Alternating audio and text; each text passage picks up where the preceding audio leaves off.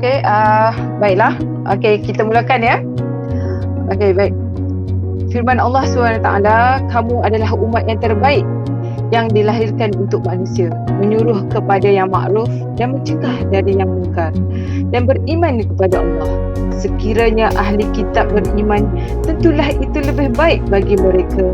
Di antara mereka ada yang beriman dan kebanyakan mereka adalah orang-orang yang fasik. Surah Al-Imran ayat 110.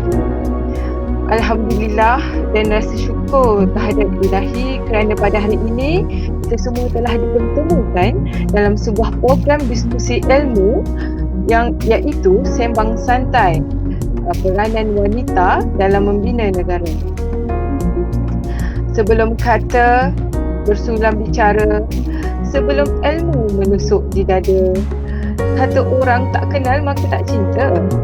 Maka sebelum itu saya perkenalkan diri saya dahulu. Okay, saya Nasuha Syamsuddin, merupakan jawatan kuasa pembangunan sumber manusia pembina Kuala Lumpur. Oleh itu, sebelum kita pergi dengan lebih jauh lagi, apa kata kita berkenalan dengan dua orang ahli panel kita yang sudi meluangkan masa bersama kita pada malam ini. Okay, saya perkenalkan panel jemputan pertama kita. Okey, panel kita ada. Okey, saya perkenalkan. Okey, Puan Hanan binti Othman. Okey. Berkhidmat sebagai geosaintis di Petronas dan beliau juga merupakan ibu kepada 3 orang anak. Betul kan? Dan merupakan mantan media wanita ISMA Pusat. Okay, selamat datang Puan ke program kita pada malam ini. Okey, baik.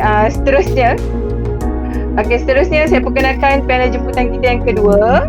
Okey, ada di sini.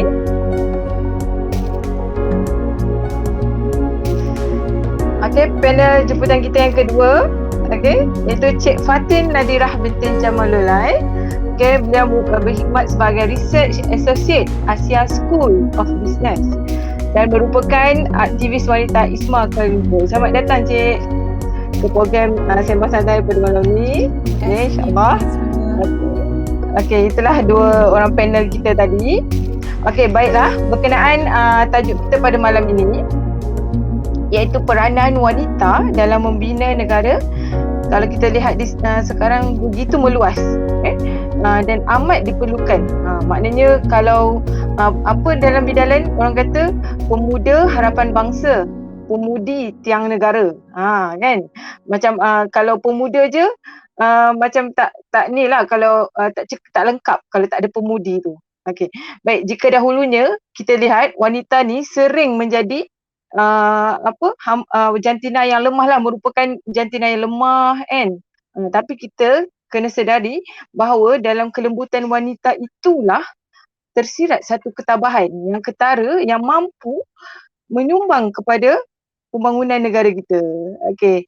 Baiklah, jom kita saksikan sekali lagi video yang ditayangkan oleh tadi oleh kita okey, yang menginspirasikan ni. Kita saksikan.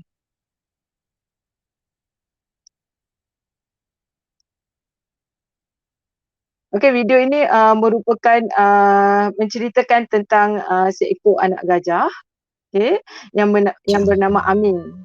Hidup Amin kini sungguh mewah dan bahagia. Amin punya tempat tinggal yang selesa. Makan dan minum terjaga. Di tempat baru ini, Amin boleh berehat dan bebas berhibur dan bermain sesuka hati. Tiada apa yang perlu dirisau dan difikirkan.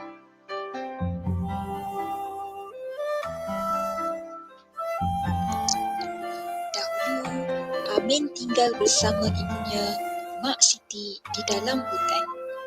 Mak Siti sangat menyayangi Amin. Mak Siti selalu memberi nasihat dan mengajar Amin cara melindungi diri. Kata Mak Siti, Amin perlu sentiasa berwaspada supaya tidak ditangkap oleh pemburu licik.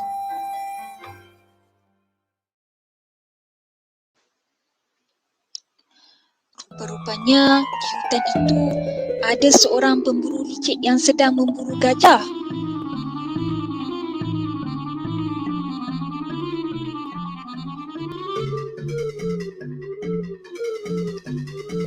Pemburu licik akhirnya berjaya menjumpai Mak Siti dan Amin. Mak Siti menyedari kehadiran pemburu licik lalu menjerit kepada Amin. Amin, lari Amin, lari. Amin, jangan sekali-kali menyerah kepada pemburu licik itu. Alhamdulillah, Amin dan Mak Siti berjaya melepaskan diri mereka daripada pemburu licik itu.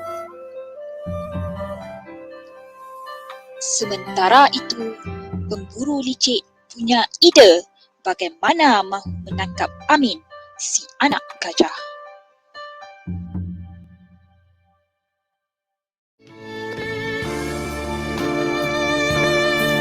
Akhirnya kali ini misi pemburu licik berjaya. Mak Siti mati di tangan pemburu licik dalam usaha menyelamatkan anaknya, Amin.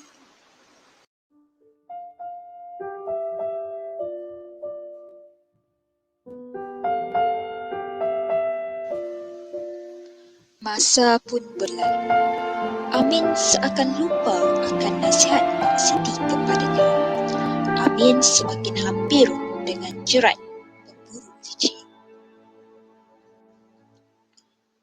Kerana kebodohan dan kecuaiannya, Amin akhirnya berjaya ditawan oleh pemburu licik.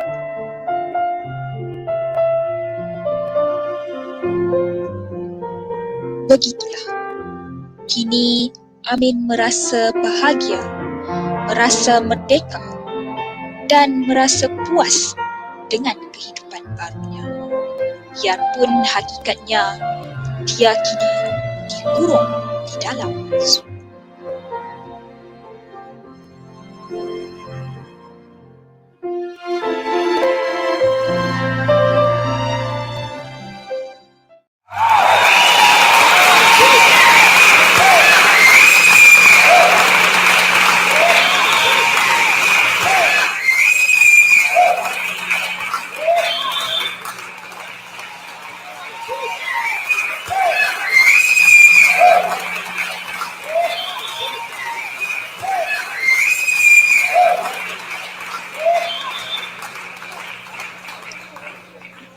Tahun ini kita merayakan sambutan kemerdekaan yang ke-53. Adakah sebenarnya kita seperti Amin? Merasa sudah bahagia, merasa sudah puas dan merasa sudah merdeka. Tetapi hakikatnya masih dijajah budaya, pemikiran dan cara hidup kita. Sama-sama kita renungkan.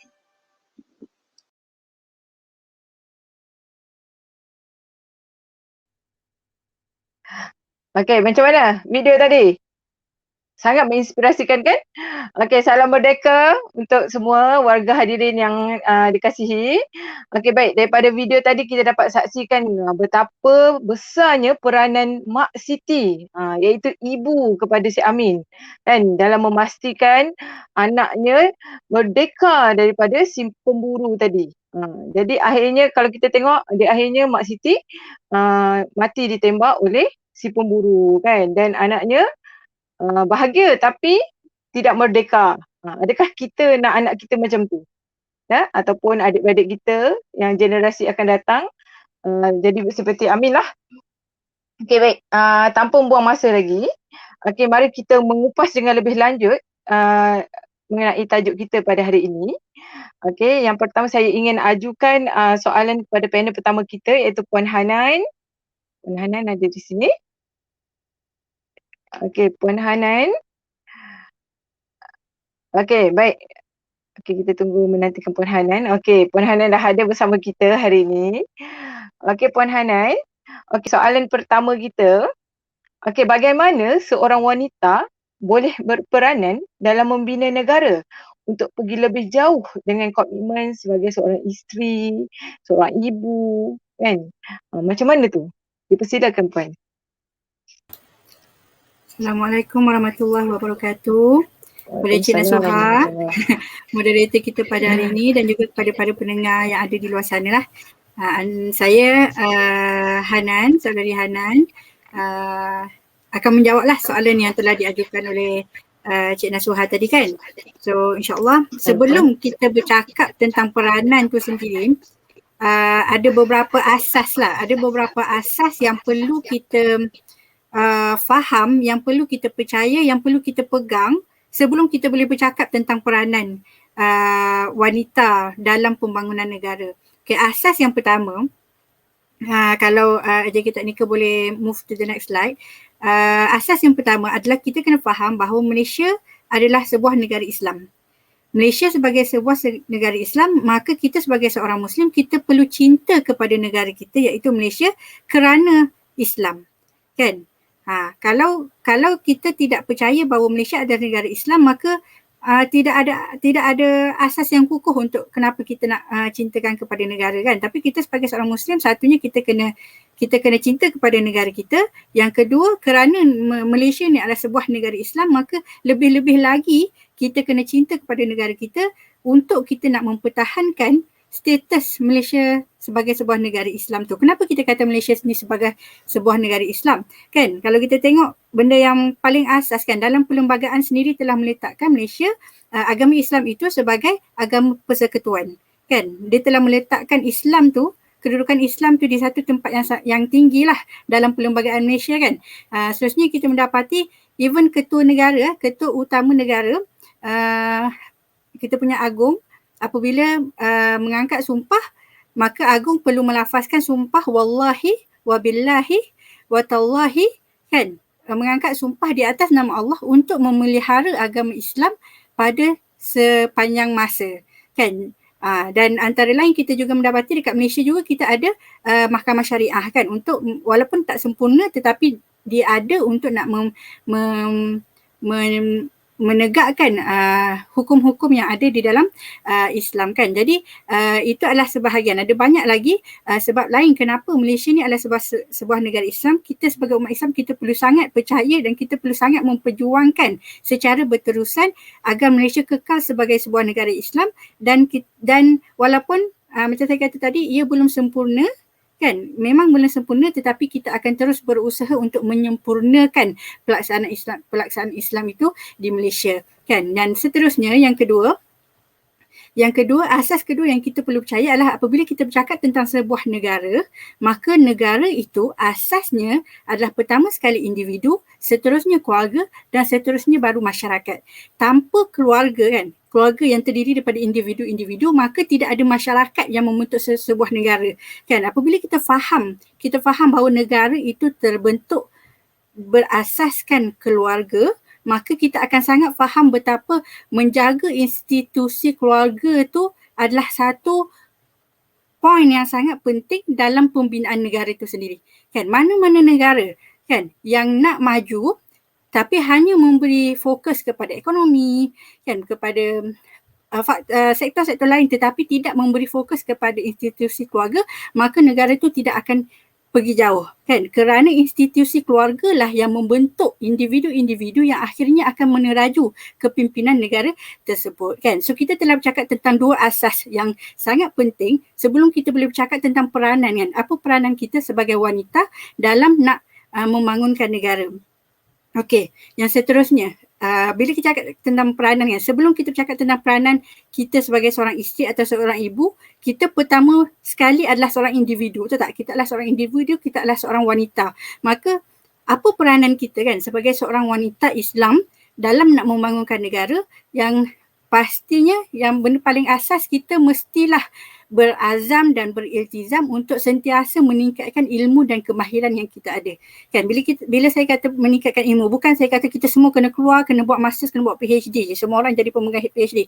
Bukan kan, ilmu tidak terhad kepada itu sahaja kan. Tetapi apabila kita bercakap bahawa kita ni adalah seorang wanita, banyak sangat ilmu lain yang perlu kita kuasai agar kita dapat melaksanakan amanah dan tugas yang telah dipertanggungjawabkan kepada kita ni dengan sempurna. Sebagai contoh kan, ilmu apa? Ilmu kepimpinan, ilmu psikologi, ilmu personality, banyak, dan ilmu pengurusan masa dan sebagainya, semua tu perlu kita kuasai, perlu kita dalami supaya kita dapat menjalankan tugas-tugas kita dengan sebaiknya agar kita dapat memainkan peranan kita tu dengan betul kan, dengan sebaiknya. Yang seterusnya, selepas kita bercakap tentang individu, kita bercakap pula tentang peranan kita sebagai seorang isteri buat mereka yang telah pun berkahwin kan. Buat mereka yang telah berkahwin, maka peranan kita adalah untuk memastikan keharmonian rumah tangga. Seorang dalam satu keluarga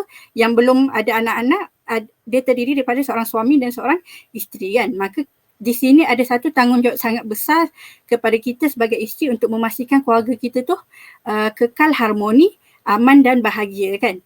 Satu masalah kan yang kita lihat pada hari ini, ramai sangat orang kahwin bercerai.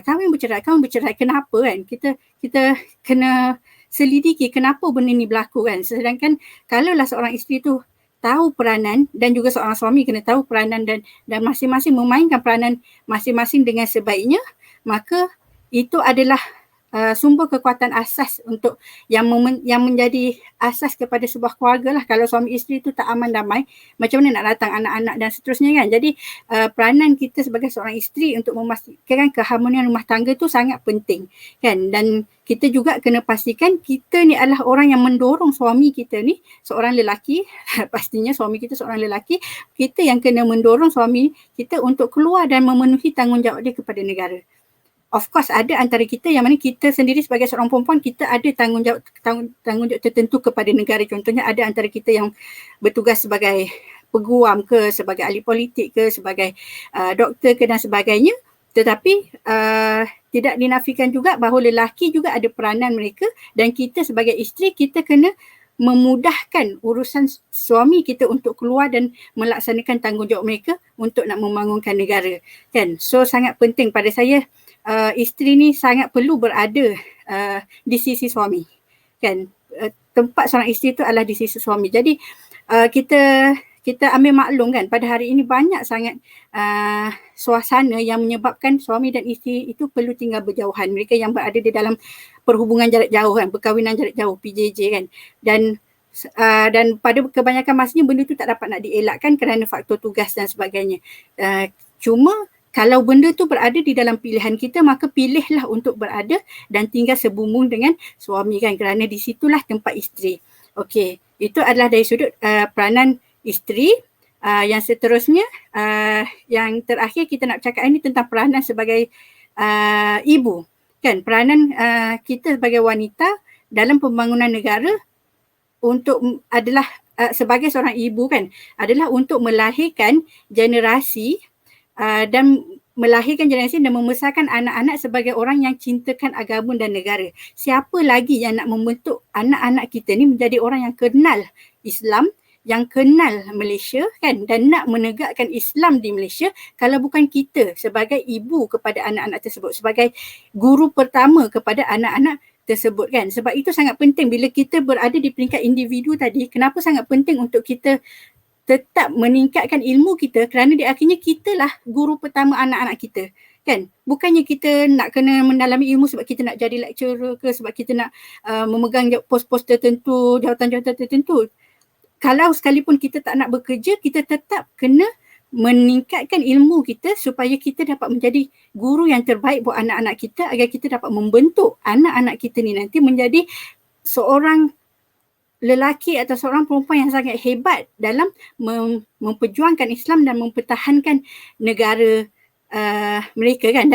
Dan kalau kita tengok kata-kata pemimpin dunia kan, yang dia sangat faham tentang kepentingan institusi keluarga ni kan. Sebagai contoh, salah satu kata-kata yang ada adalah, dia kata, "Give me an educated mother, I shall promise you the birth of a civilized educated nation." Kan, bagi saya seorang ibu yang berpendidikan kan, yang ada ilmu pengetahuan kan, maka saya janjikan kepada anda akan lahirlah satu generasi yang bertamadun dan berilmu. Punca dia apa? Punca dia adalah seorang ibu yang berilmu kan.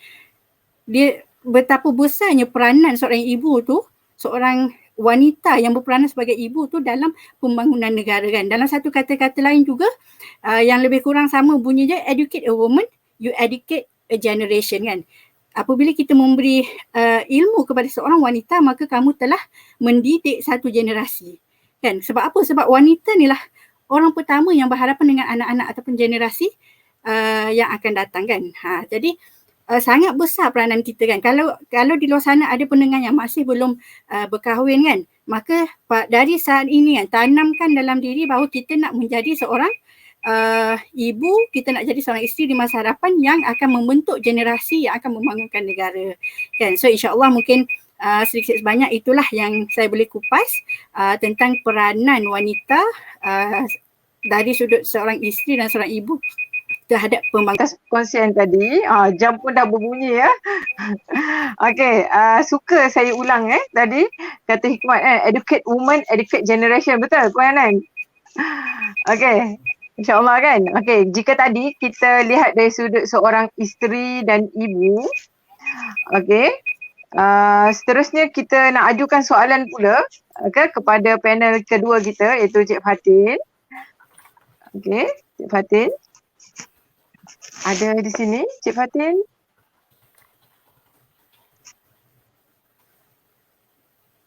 Okey, kita menunggu panel kedua kita ya.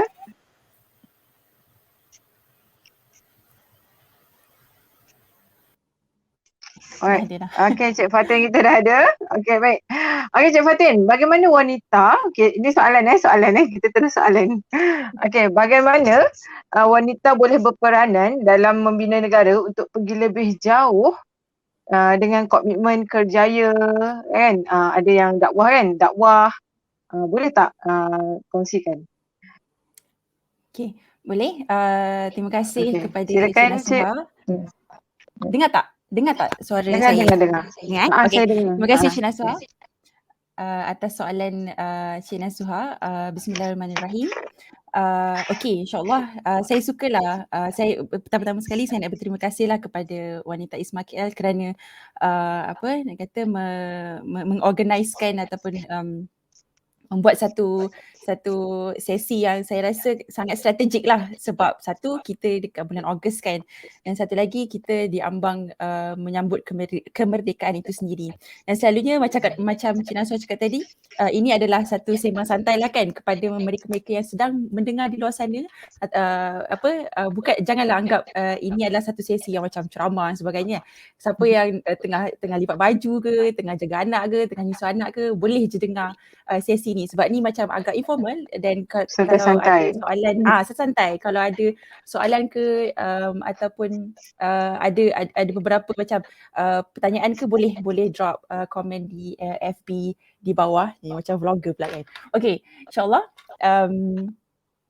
saya sukalah topik ni bila saya dijemput untuk bercakap tentang peranan wanita itu sendiri dalam nation building ataupun membina negara. Satu topik yang saya kira secara peribadinya saya amat berminat lah, sebab selalunya bila kita cakap pasal kenegaraan ataupun membina negara ataupun membina peradaban, satu benda yang sangat berat sebenarnya. Macam nak membina negara dan sebagainya kan, dengan macam mana nak peranan kita sebagai wanita dalam memberi komitmen yang sepenuh kepada kerjaya dan dakwah. Benda tu kedengaran sebenarnya seperti sangat berat, tapi hakikatnya ia sangat berkait rapat dengan diri kita sebagai seorang wanita dan khususnya sebagai seorang wanita Islam. So balik kepada pertanyaan Cik Nasuha sebentar tadi, apa peranan wanita dalam membina negara untuk pergi lebih jauh dengan komitmen kerjaya dan dakwah. Saya secara peribadinya saya belum menjadi ibu, saya belum menjadi isteri macam Kak Hanan tadi, dan bila Kak Hanan kupas antara peranan-peranan seorang wanita sebagai ibu, sebagai isteri, sebagai individu, isteri dan ibu, saya rasa sangat tuntas lah. Tapi dan saya sangat suka bila Kak Hanan kata institusi keluarga adalah satu unit asas yang kita kena acknowledge. Benda tu adalah basic. itu adalah peranan sebagai wanita yang kita kena akui. Dan saya pun akui sebenarnya. Tapi bila kita cakap pasal macam saya nak jawab soalan Cik Naswa macam tadi, macam mana wanita berperanan dalam memberi komitmen yang sepenuhnya dalam kerjaya dan dakwah. Bila kita cakap pasal kerjaya dengan dakwah, apa yang kita boleh bayangkan? Kak Hanan banyak mengupas tentang di satu bidang kekeluargaan lah, maksudnya institusi keluarga itu sendiri.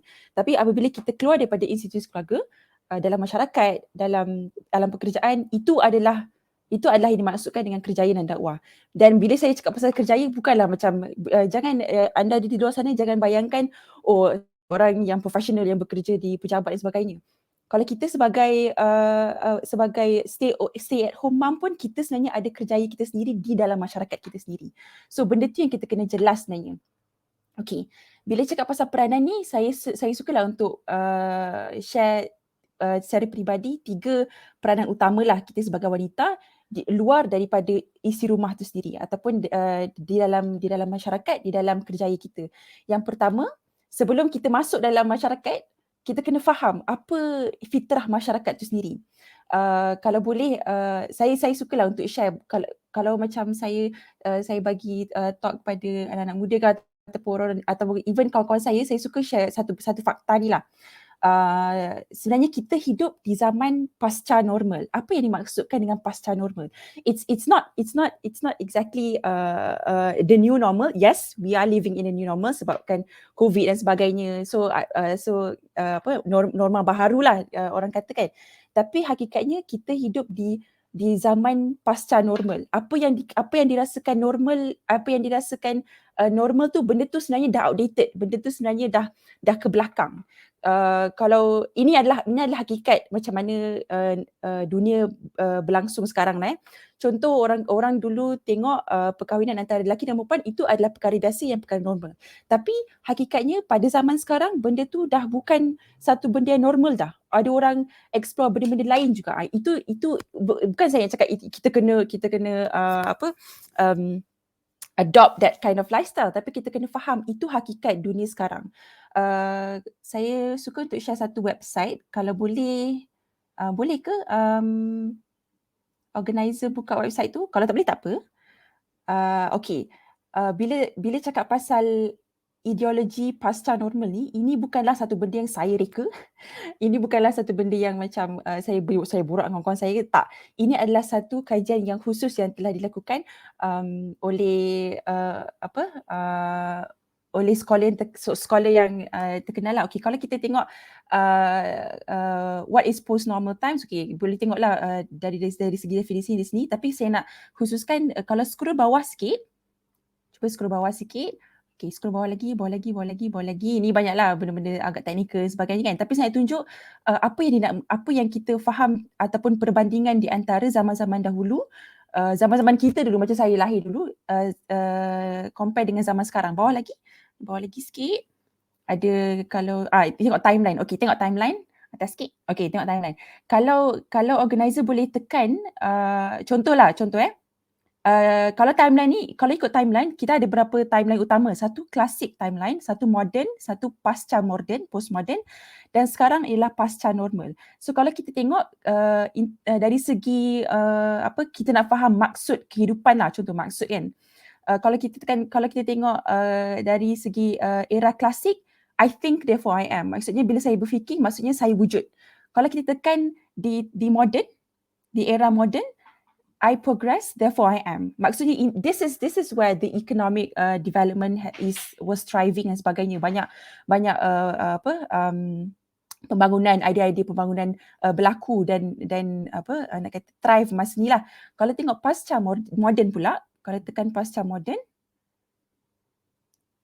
I shop, therefore I am. Maksudnya ini adalah era consumerism ataupun masa ni lah saya rasa saya lahir dalam masa pasca moden ni lah.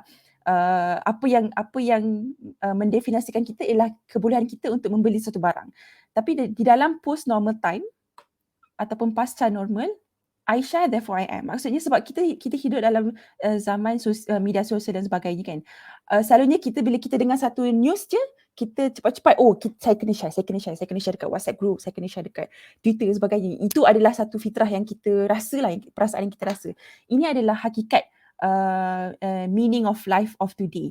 Kalau kita tekan ke atas tu, kalau kita tekan marriage contohnya, marriage. Okay, kalau tekan classic time ataupun era klasik adalah monogamy. Maksudnya hubungan di antara lelaki dan perempuan adalah biasa. Kalau era moden pula, serial monogamy. Maksudnya kahwin, lepas tu cerai, kahwin lagi satu. Dia ada berapa banyak lah. Sebab dulu, selalunya dulu kita agak setia lah dengan seorang je pasangan. Betul tak? Tapi bila dah era modernisasi, selalunya kahwin, lepas tu cerai, kahwin, cerai. Itu adalah serial monogamy. Kalau pasca moden, serial ataupun multiple monogamy. Kalau pasca normal pula, hetero, homo, trans, serial, plural. So ini adalah hakikat dunia yang kita hidup sekarang. Okay, terima kasih organizer kerana share. So inilah cabaran yang kita hidup sekarang lah. Zaman kita ni penuh dengan kompleksiti, penuh dengan huru-hara, penuh dengan pencanggahan. Ini adalah hakikat sebagai seorang wanita, kita kena faham zaman yang kita hidup sekarang ni. Dan perubahan berlaku dalam masa yang sangat singkat. Sekarang ni kita boleh tahu informasi dekat telefon bimbit je. Maksudnya apa yang berlaku dekat Afghanistan contohnya kita dapat tahu beberapa minit selepas tu. Tapi dalam zaman media sosial yang kita hidup sekarang ni banyak informasi tapi there's very little knowledge ataupun ilmu lah yang kita boleh perolehi. Okey, itu peranan yang pertama. Kita kena faham zaman yang kita hidup sekarang. Yang kedua adalah bila kita faham zaman yang kita hidup sekarang ni nampak macam agak macam bleak lah ataupun agak macam gelap dan sebagainya. Tapi hakikatnya kita kena participate dengan community kita sendiri. Kita kena berinteraksi dengan community kita. Di Malaysia, wanita ataupun populasi wanita adalah 15.8 juta. Lelaki adalah 16.7 juta. So 15.8 juta ni, ini adalah circle of influence kita ataupun bulatan pengaruh kita. So macam mana kita boleh mempengaruhi 15 juta penduduk di Malaysia? Itu yang kita kena fikir. Dan yang kedua, bila kita cakap pasal participate dalam community kita, bukan setakat di dalam keluarga dan sebagainya, tapi macam mana kita portray, macam mana kita project diri kita dengan jiran-jiran kita contohnya, dengan keluarga yang lebih besar, dengan cousin-cousin kita, dengan rakan-rakan sekerja di tempat kerja kita sendiri. So itu yang kita kena fikir. Dan yang ketiga, apabila kita dah participate dengan community kita yang kita hidup hari ini, kita kena fikir macam mana kita boleh mengubah polisi yang berperanan untuk menjaga kesejahteraan wanita. Okey, contoh saya just macam nak share lah. Di Malaysia pada tahun 2020, Malaysia adalah negara yang keempat yang terlalu banyak bekerja ataupun overwork population ataupun overwork country. So dan pada tahun 2017 secara puratanya kita bekerja lebih daripada 12 jam. Selalunya jam yang standard adalah 9 jam sahaja, tapi Malaysia lebih daripada 12 jam. Ini adalah average ataupun purata. Secara puratanya orang yang bekerja di Malaysia adalah 12 jam. Bayangkan kalau kita seorang ibu, kalau kita seorang isteri, kita bekerja lebih daripada 12 jam. Di mana masa-masa yang kita peruntukkan kepada keluarga kita contohnya. So ini adalah hakikat yang kita sebagai wanita di Malaysia hadapi. Kita menghadapi satu hakikat dilema di antara keluarga dan pekerjaan. Dan apabila kita participate di dalam alam pekerjaan ataupun di dalam masyarakat itu sendiri, kita berperanan untuk mengubah polisi untuk menjaga kesejahteraan wanita. Okey. Dan antara fakta lagi satu yang saya nak share, purata maternity leave ataupun cuti bersalin lah di Malaysia, secara puratanya adalah 3 bulan. Tapi hakikatnya bayi memerlukan minimum 1 tahun untuk bersama dengan ibu, kalau boleh sepenuh masa untuk seorang bayi tu ataupun seorang anak tu untuk untuk untuk membesarlah kiranya, untuk membesar dengan stabil yang dapat nutrisi yang bagus, dapat the early socialization period lah. 1 tahun tu ibu kena bersama dengan anak itu sendiri. Minimum 1 tahun. This is a fact. Tapi hakikatnya kita sebagai wanita di Malaysia, kalau kita bekerja, kalau kita ada anak dan sebagainya, purata kita dapat cuti bersalin adalah 3 bulan. Kalau kebanyakan negara-negara kebanyakan negara di Scandinavian country ataupun ada negara di Middle East dan North Africa, on average diorang dapat 6 bulan cuti bersalin. So sebab dia tahu masa seorang ibu bersama anak pada setahun yang pertama itu adalah masa yang sangat kritikal. Itu yang menentukan bahawa anak tu nak kata dia membesar dengan sempurna lah. Okay. So secara rumusannya kita sebagai seorang wanita di luar daripada isi rumah, kita kena faham masyarakat yang kita hidup bersama dan macam mana kita boleh mempengaruhi masyarakat itu sendiri. Okey, berbalik kepada pengerusi majlis lah. Cik Nasuha. Cik Nasuha mute Okey, maaf. Saya bercakap sendiri rupanya. Okey, terima kasih kepada Cik Fatin atas kongsian yang begitu banyak sekali tadi. Kalau saya menarik sungguh website tadi kan. Kalau kita minta teknikal untuk share link tu, boleh ke Cik Fatin? Boleh. Untuk dilihat bersamalah dengan para hadirin. Boleh tengok lagi sekali. Di link tersebut kan, yang mana kalau saya tengok pasca normal kan, saya suka share maklumat, maksudnya waktu zaman saya lah ni, zaman kita lah kan Cik Fatin. Okay, insyaAllah kan. Okay, betul lah kata-kata bidalan yang mana wanita kan, jangan disangka tangan yang lembut menghayung buayan tu tak mampu menggoncang dunia kan dan mencipta sejarah sendiri kan, betul tak? Okey, baik, sebelum kita terus ke pusingan yang kedua, okey, mohon para hadirin untuk mendaftar di ruangan chat di link di ruangan chat yang disediakan untuk cabutan bertuah. Okey, kami juga ada menyediakan hadiah kepada peserta yang aktif. Saya nampak dah tadi peserta-peserta yang aktif, yang like, yang komen dan share di ruangan chat kita. Okey. Okey, baik. Okey, baik. Kita teruskan dengan pusingan kedua. Okey. Kepada panel yang pertama kita iaitu Puan Hanan. Okey, soalan untuk Puan Hanan. Okey, baik. Okey, kalau kita tengok kini wanita perlu kenal ancaman dan cabaran mereka lah. Wanita kini dia perlu kenal ancaman dan cabaran mereka. Jadi, apakah cabaran yang dihadapi oleh seorang yang bergelar isteri dan ibu dalam menyumbang kepada pembangunan negara ni? Dipersilakan. Baik, terima kasih Cik Nasuha.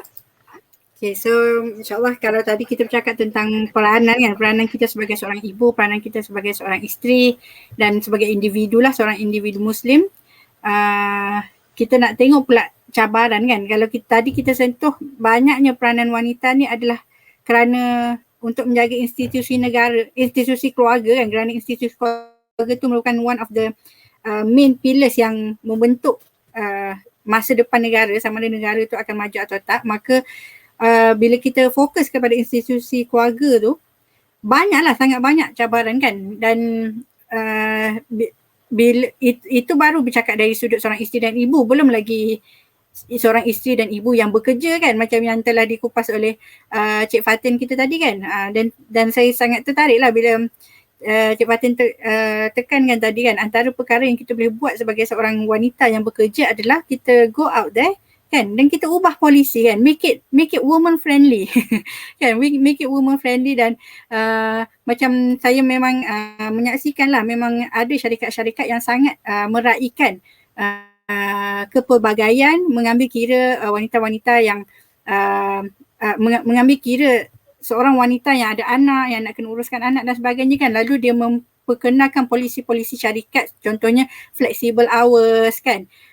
Kalau sebelum ni tepat pukul 8 wajib ada, siapa tak ada jadi disciplinary action kan. Tapi sekarang mengambil kira siap pagi-pagi nak kena uruskan anak, nak kena hantar pergi sekolah, nak kena siapkan sarapan dan sebagainya, dia wujudkan flexible hours kan. Dan banyak lagi polisi-polisi lain yang diperkenalkan Dan tapi alangkah baiknya kan kalau benda tu boleh jadi satu norma di seluruh Malaysia kan, dan bukannya hanya amalan syarikat-syarikat tertentu je kan. Sebab at the same time saya juga tahu banyak juga antara kawan-kawan kan yang bekerja, syarikat yang mereka kerja tu tak friendly sangat kan, tak friendly kepada seorang wanita yang bergelar ibu, yang bergelar isteri kan.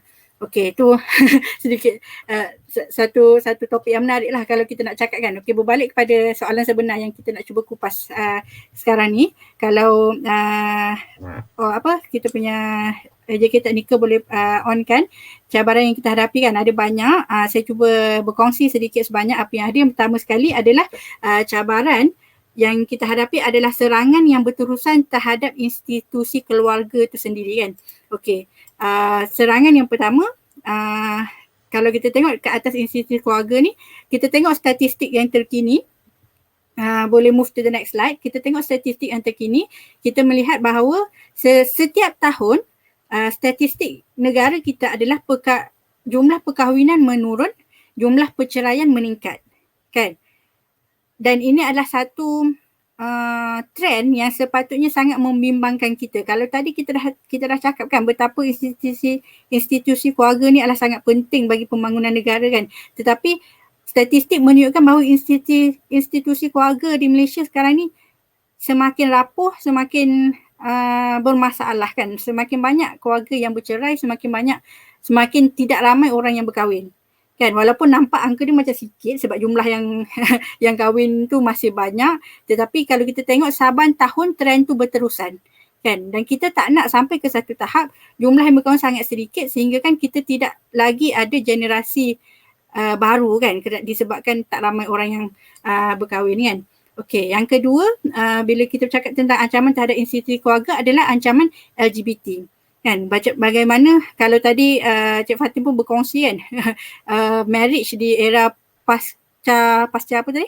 Pasca normal kan, marriage dia lepas pasca normal ni tiba-tiba ada banyak, dia dah bukan monogami, dia dah jadi sangat banyak benda-benda yang diperkenalkan oleh LGBT ni. Dekat Malaysia buat masa ni masih terkawal, tetapi kita mendapati mereka berterusan fight untuk nak menormalisasikan gaya hidup LGBT ni, dan itu adalah sesuatu yang kita tak nak. Kita sebagai seorang Muslim yang cintakan negara kita, maka kita sangat tak nak benda ni berleluasa kan. Kalau kita tengok contoh rencana yang ada dekat website Wafiq kan, apabila suami kita ni dirampas oleh bukan perempuan lain, dirampas oleh lelaki lain kan, disebabkan apa kan, disebabkan oleh gaya hidup gay kan. Dan ini adalah satu masalah ke atas institusi keluarga, satu ancaman yang perlu kita uruskan kan.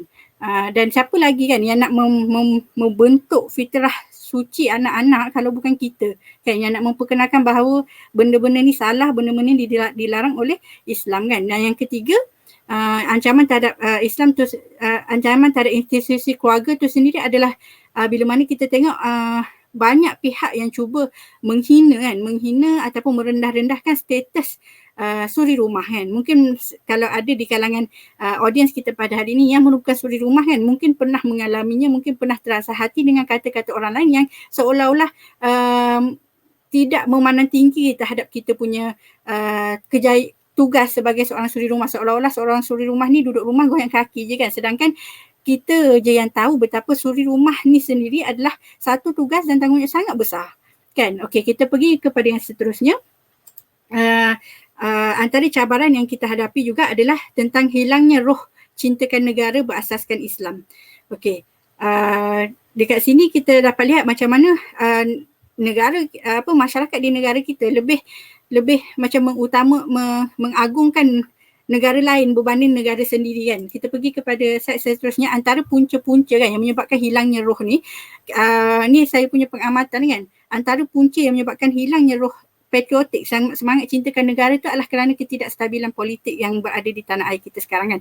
Bertukar menteri, bertukar kerajaan, bergaduh, parti melompat parti dan sebagainya. Benda itu adalah ketidakstabilan politik yang akhirnya membuatkan masyarakat muak dan menyampah dengan kepimpinan yang malangnya dia bukan berhenti setakat menyampah dengan pimpinan, tapi diambil kesempatan oleh puak-puak yang berkepentingan untuk melahirkan rasa benci kepada negara, kan, menanamkan bibit-bibit benci kepada negara, tidak ambil kisah kepada negara. Dan ini adalah satu masalah, kan. Kalau kita tengok banyak anak muda kita pada hari ini sebut tentang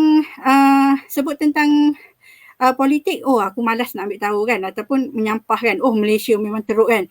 Kalau bab menghina negara kita bukan main lagi, kan. Okey, yang seterusnya mungkin boleh pasang je terus yang kedua dengan ketiga, kita dapati kerana kita menyampah dengan politik, isu-isu politik dan sebagainya, masyarakat kita lebih suka dilekakan dengan agenda kecil, kan. Kita lebih seronok dengan nak habiskan drama-drama yang ada. Kita lebih seronok bergaduh tentang perkara-perkara kecil, orang ni beli tu, orang ni beli ni dan sebagainya, berbanding memikirkan benda yang lebih besar, iaitu tentang pembangunan generasi dan pembangunan negara kita sendiri, kan.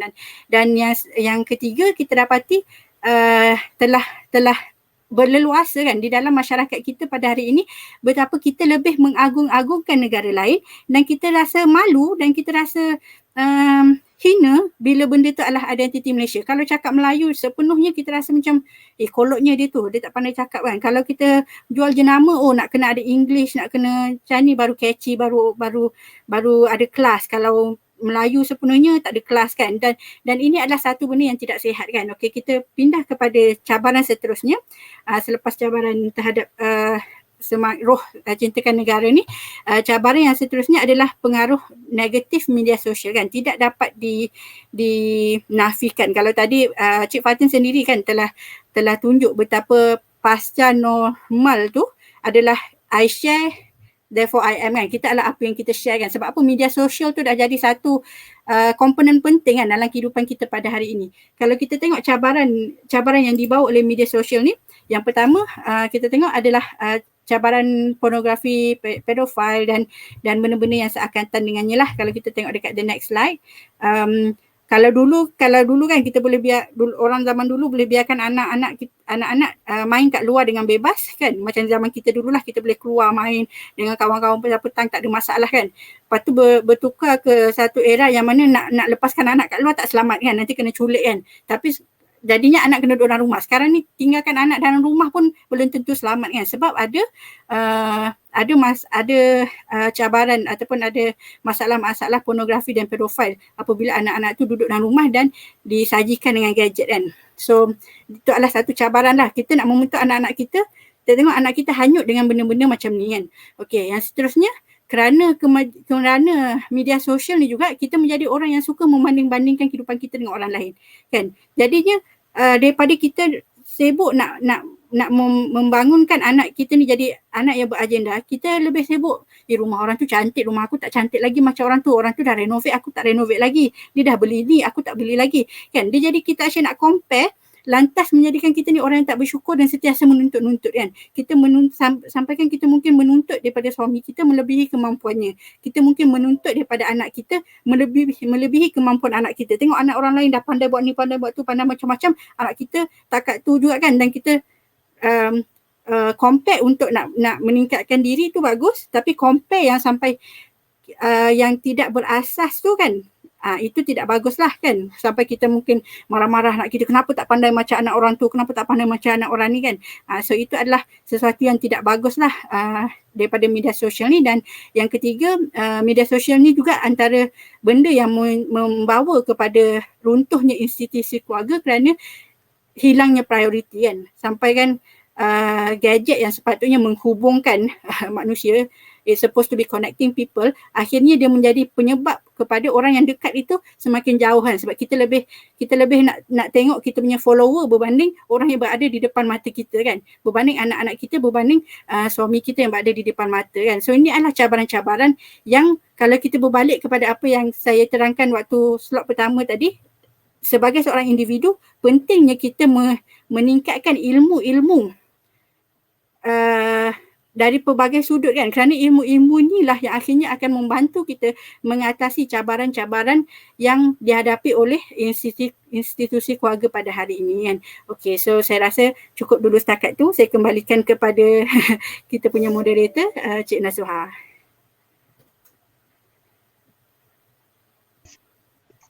Okay, terima kasih kepada Puan Hanan atas perkongsian yang sangat bermakna tadi. Kalau kita lihat kan, banyaknya cabaran wanita zaman ni kan, yang mana pertama hilangnya roh cintakan negara kan. Yang kedua, kita pengaruh negatif lagi kan daripada media sosial tu memang saya akui lah yang mana pengaruh media sosial ni akan menjadikan kita macam-macam penyakit sekarang kan, yang kita di luar jangkaan kita. Okey, baik. Seterusnya, kita teruskan lagi soalan kepada Cik Fatin. Cik Fatin kita. Okey, Cik Fatin. Ideologi-ideologi barat telah banyak ditanam dalam pemikiran wanita zaman kini. Okey, jadi apa cabaran wanita masa kini dari sudut ni lah feminism daripada ideologi-ideologi ni? Boleh kongsikan? Silakan Cik. Terima kasih Cik Naswa. Saya suka bila Kak Aina cakap pasal media sosial tu. Rasanya wanita dan media sosial boleh jadi satu topik khusus sahaja. sebab satu kebanyakan kita memang wanita selalu macam banyak especially kalau yang tak bekerja lah, banyak spend time dengan anak-anak dekat rumah dan sebagainya kan. Dan bila COVID ni secara khususnya lagilah kita banyak sangat connected dengan media sosial kan. Tengok Instagram, sekarang ni dah ada TikTok dan sebagainya. Banyaklah trend-trend yang di luar sana kan. Dan saya rasa sangat menarik satu, tapi sangat membahayakan lah juga. Saya ingat lagi bila ada satu sesi ni lah, sesi ni macam pasal isu politik antarabangsa. Bila dia cakap dan orang yang bagi talk tu, orang yang bercakap tu adalah orang yang pernah bekerja di Al Jazeera, dan dia cakap tentang satu topik yang khusus lah dekat politik antarabangsa. Tapi saya bukan nak share apa yang dia cakap tu, tapi saya nak share ada satu pandangan yang dia kata yang saya rasa sangat menarik lah, especially bagi kita wanita. Dia kata bila kita rasa kita buka TV ataupun kita buka media sosial, bila kita tengok banyak khabar ataupun news yang menyedihkan, contohnya pasal COVID, contohnya pasal apa yang berlaku di Afghanistan, apa yang berlaku dan khususnya apa yang berlaku di negara-negara Muslim sekarang ni, di Lebanon, di Palestin dan sebagainya, sampai satu tahap kita rasa sedih, bukan lagi sedih, sampai tahap kita rasa macam depressed, betul tak? Kita akan rasa macam banyaknya berlaku peperangan dan sebagainya kan. Dan akhirnya kita akan rasa saya nak social media detox, ataupun saya nak break daripada dengar news, saya pergi kepada Instagram, tengok benda-benda yang macam kita rasa macam cantik, estetik dan sebagainya. So bila kita dah rasa macam tu, sebenarnya itu adalah sebenarnya orang yang create, orang yang membina media sosial tu untuk melekakan kita, diorang dah berjaya. Maksudnya diorang dah berjaya untuk merasakan kita tak perlu kisah pun tentang apa yang berlaku di negara-negara Islam khususnya. Dan masa tu saya tersentak lah, maksudnya kita sebagai wanita Muslim yang duduk di Malaysia, saya rasa kita sangat-sangat bertuah.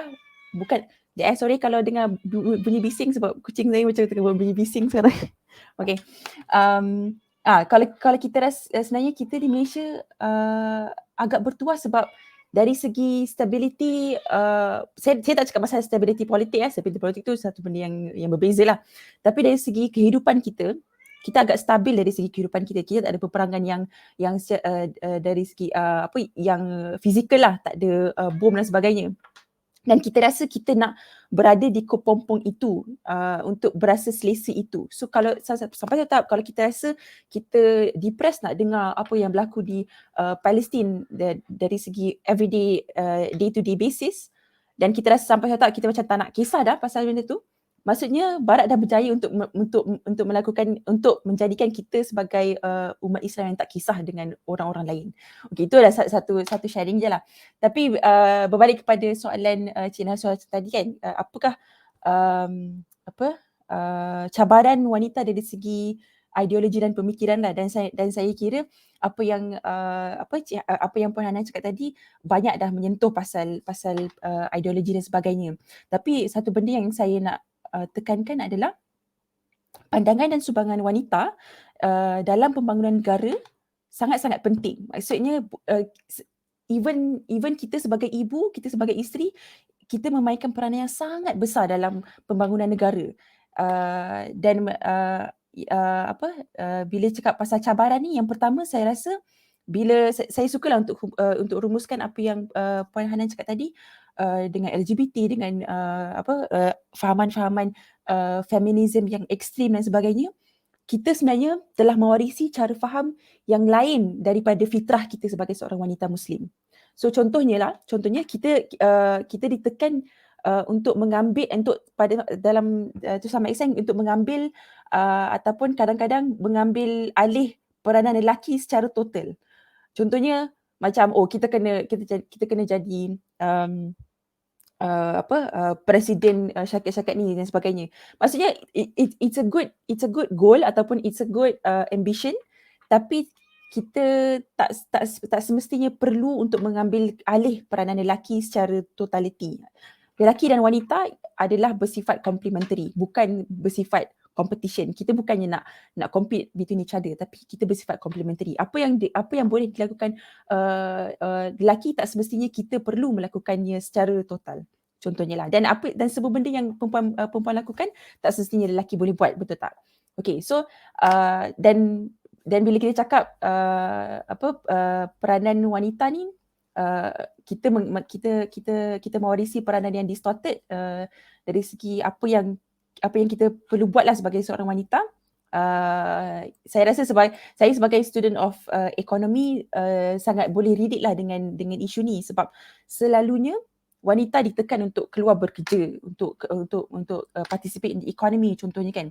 Tetapi hakikatnya secara fitrahnya kita berperanan sebagai seorang isteri dan sebagai seorang ibu pun sebenarnya menyumbang kepada ekonomi secara langsung sebenarnya. Tapi benda ni tidak di-highlightkan di dalam ekonomi, di dalam KDNK ataupun GDP di sesuatu negara. Kita tak pernah rasa macam ibu menyumbang sebanyak 3% dalam GDP negara. Benda tu tak pernah dibincang. Unfortunately. So dan satu sebenarnya peranan wanita adalah for us mothers, kita sebagai ibu, to produce good generation and to produce the current generation and for the future generation. Itu yang paling penting lah. Okay. Yang kedua adalah sumbangan wanita kebanyakannya tidak diiktiraf. Kita ditekan untuk masuk dalam alam pekerjaan, tetapi institusi keluarga seolah-olah tidak penting. Macam Puan Hanan cakap tadi, institusi keluarga sering di second classkan ataupun direndah-rendahkan. Padahal itu adalah basic of pembangunan negara itu sendiri. Apa yang berlaku di ekonomi, apa yang berlaku di dalam ekonomi, kualiti kepada pekerja dan sebagainya, dia akhirnya berbalik kepada kualiti keluarga, institusi keluarga itu sendiri. Okay, dan kalau kita tengok hakikat di Malaysia contohnya lah, saya nak share sikit beberapa statistik lah. Sejak COVID ni,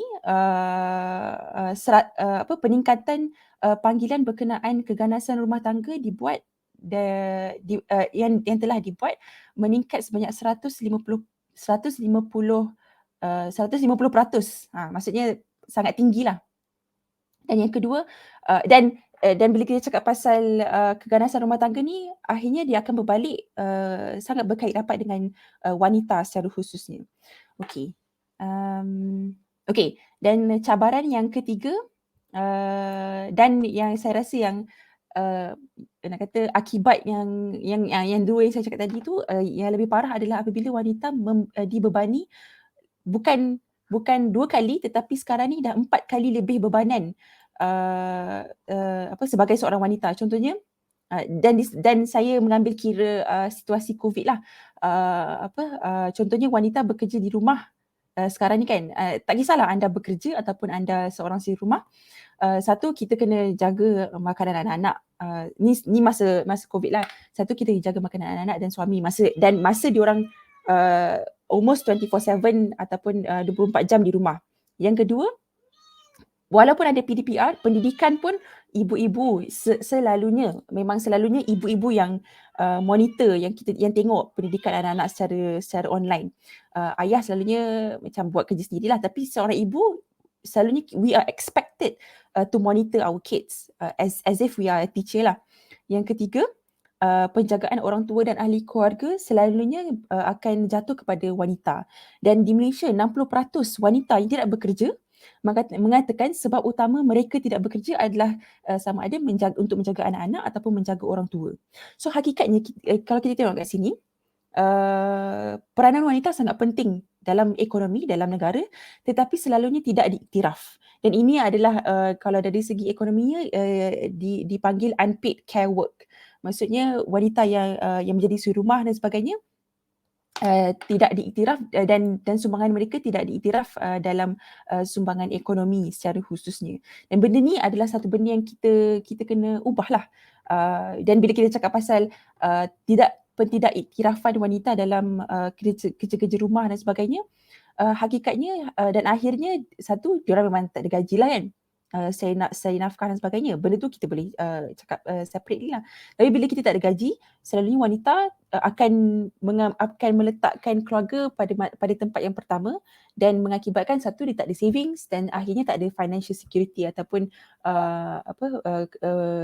keselamatan kewangan yang kukuh lah. Maksudnya itu adalah hakikat wanita sekarang. Dan sebenarnya bila kita cakap it's okay, itu adalah lumrah wanita dan sebagainya kan. Tapi bila kita tengok balik populasi kita, Malaysia akan pergi kepada aging ataupun aged nation. Maksudnya populasi kita akan lebih banyak orang tua lah. Dan secara ni adalah fakta lah. Tak tahulah benda ni fakta yang bagus ke ataupun yang mungkin bagus, tapi hakikatnya wanita hidup lebih lama daripada lelaki. Wanita jangka hayat wanita lebih 70 tahun, umur sampai 78 tahun. Tetapi lelaki 73 tahun je. Walaupun kita hidup lebih lama, wanita hilang jangka hayat sihat 10 tahun terakhir dibandingkan dengan lelaki 6 tahun terakhir. Maksudnya at the end of our ataupun period terakhir kehidupan kita, 10 tahun terakhir tu kita dah hilang sihat-sihat kita dah hilang kita punya kekuatan kita nak berlari dan sebagainya. 10 tahun terakhir tu kita dah mula hilang. Tetapi lelaki 6 tahun terakhir. Maksudnya kita wanita, kita hidup lebih lama, kita sihat, kita sakit lebih cepat, dan tapi bebanan yang kita tanggung lebih banyak. So benda ni adalah satu cabaran lah yang kita hadapi hari ini.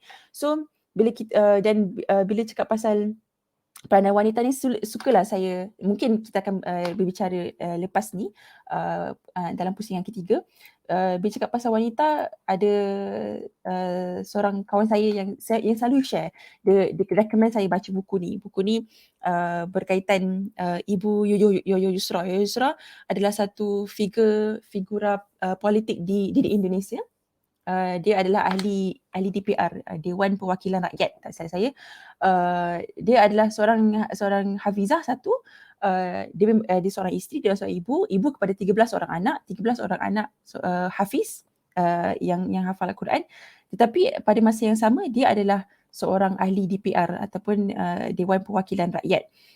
Dan bila dia cakap, bila saya baca buku tu, bila dia temu ramah, apa rahsia anda kan, dia selalu share, oh saya jaga fizikal dan pemakanan saya sebab rahim saya ini adalah untuk ummah.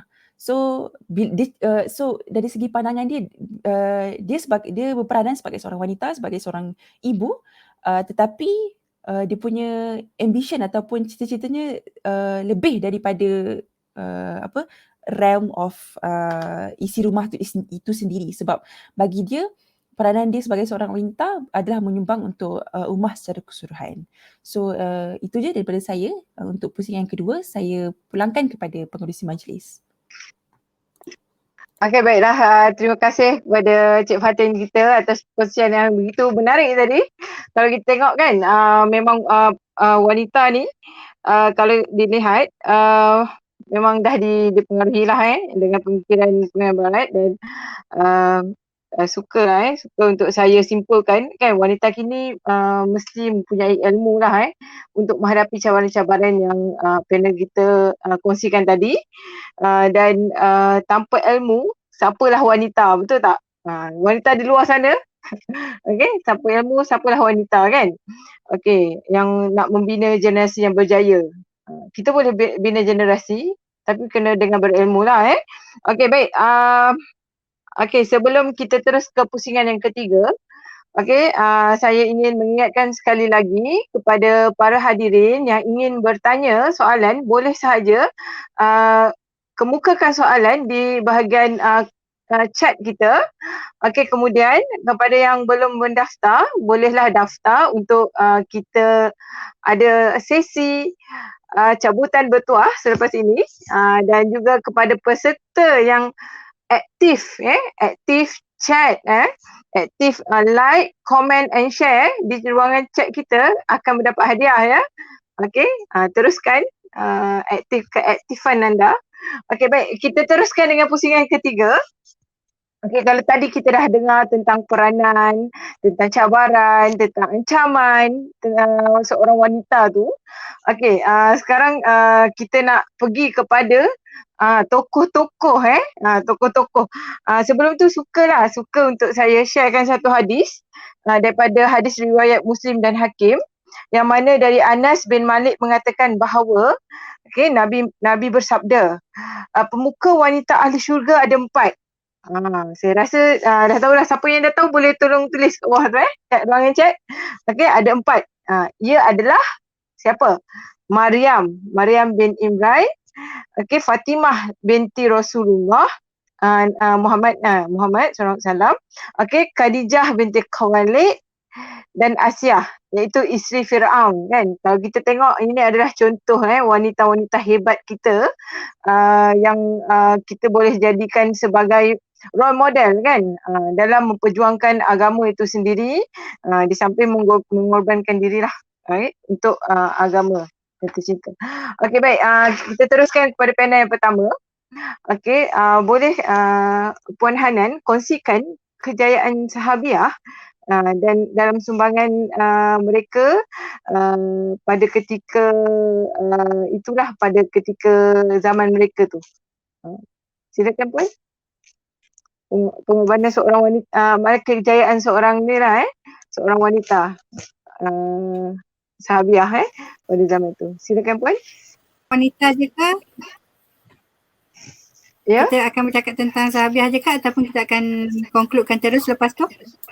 Ya, kita teruskan simpul. Puan boleh terus simpulkan. Okay, so kita cover dua sekali kan, kesimpulan dan juga siapa yang kita boleh jadikan sebagai contoh ikutan kan bila kita bercakap tentang peranan wanita dalam pembangunan negara. Memang sebenarnya bila saya dapat topik ni, peranan wanita dalam pembangunan negara, memang bila duk fikir rasa macam memang tak dapat lari kan. Memang last kena bercakap juga tentang peranan seorang ibu, peranan seorang isteri kan. Last institusi, memang kena come back to institusi keluarga tu juga. Walaupun rasa macam so typical kan, tapi itulah dia peranan kita sebagai wanita, itulah dia apa yang telah Allah amanahkan kita kan sebagai seorang wanita kan. Macam yang disebut oleh Cik Fatin tadi, kita ni bukannya nak compete dengan orang lelaki kan, sebab kita masing-masing telah ada peranan kita masing-masing yang perlu kita mainkan kan. So dan bila cakap tentang pembangunan negara memang tak dapat lari, dia berkaitan dengan institusi keluarga. Bila cakap tentang institusi keluarga memang tak dapat lari, wanita ada peranan sangat besar di situ kan. Wanita ada peranan sangat besar, sebab tu no matter sama ada kita masih seorang wanita yang single ataupun kita dah berkahwin, belum ada anak, ataupun kita dah berkahwin dan dah ada anak, kita perlu sentiasa top up diri kita dengan ilmu kan. Life is a journey kan. Life is a learning, apa ayat dia learning itself is a journey kan.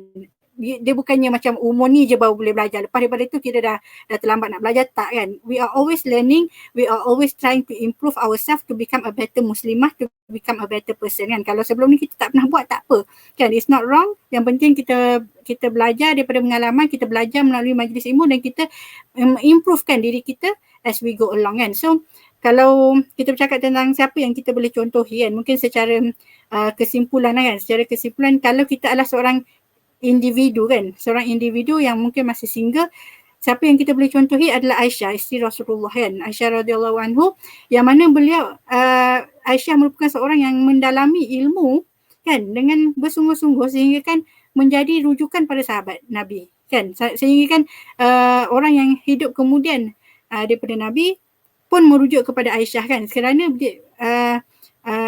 Aisyah sangat mendalami ilmu-ilmu yang dipelajari kan, selain daripada merupakan orang yang telah hidup lama lah bersama Nabi Muhammad kan. Kalau kita sebagai seorang isteri, maka jadilah kita seperti Khadijah kan. Seperti mana Khadijah yang sangat-sangat percaya dan sangat-sangat menyokong Nabi Muhammad, terutama pada waktu kritikal ketika mana Nabi Muhammad mendapat wahyu kan. Cuba bayangkan kita pada hari ini, suami kita dah lah kerja asyik keluar aja, jarang-jarang dia dekat rumah.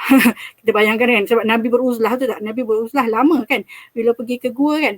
Lepas tu dah berhari-hari tak balik, lepas tu bila tiba-tiba balik menggigil-gigil kan. Kalau kita hari ni, kita bayangkan suami kita dah lama tak balik kan, tiba-tiba balik, kita sebagai isteri kita expect apa? It's time for you to pay attention to me, betul tak?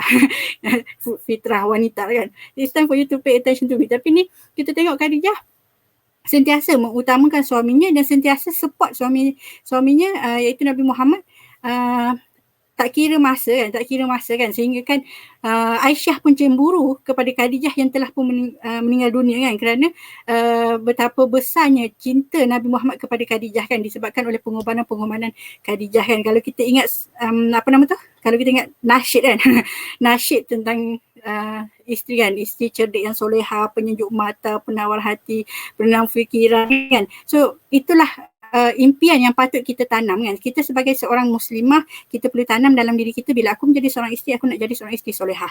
That is my target kan. Kita bukannya nak jadi, sebab kita cakap tadi tentang media sosial kan, bila kita tengok, kita dapat tengok ke dalam rumah semua orang di seluruh dunia kan. Kita dapat tengok macam mana banyak sangat isteri berkelakuan terhadap suami kan. Dan kadang-kadang kita rasa it's so cool, dia boleh so macam santai-santai je dengan suami dia. Sometimes people nampak tu sebagai cool, tapi sebenarnya dia adalah tidak hormat kan. Hilang status kepimpinan seorang suami di situ kan. Jadi kita perlu melihat kepada contoh yang betul, dan kita perlu ada target yang betul. Kita nak jadi isteri yang macam mana. Kita perlu jadi isteri yang support suami kita untuk maju ke hadapan kan. Dan yang ketiga, apabila kita adalah seorang ibu, maka jadilah ambillah contoh kan daripada seorang sahabiah ni bernama Tumadir binti Amru, ataupun lebih dikenali sebagai Al-Khansa kan. Al-Khansa ni siapa? Beliau lah orang yang famous kan. Famous kerana dia telah mengizinkan 4 orang anak lelakinya untuk pergi berperang kan, dan datang berita kepadanya keempat-empatnya telah pun meninggal dunia kan. Dan kalau kita baca kan sejarah Al-Khansa ni, sebelum keislaman Al-Khansa adik-beradik lelaki dia telah meninggalkan, menyebabkan dia sangat-sangat depres, sangat sedih, sangat depres.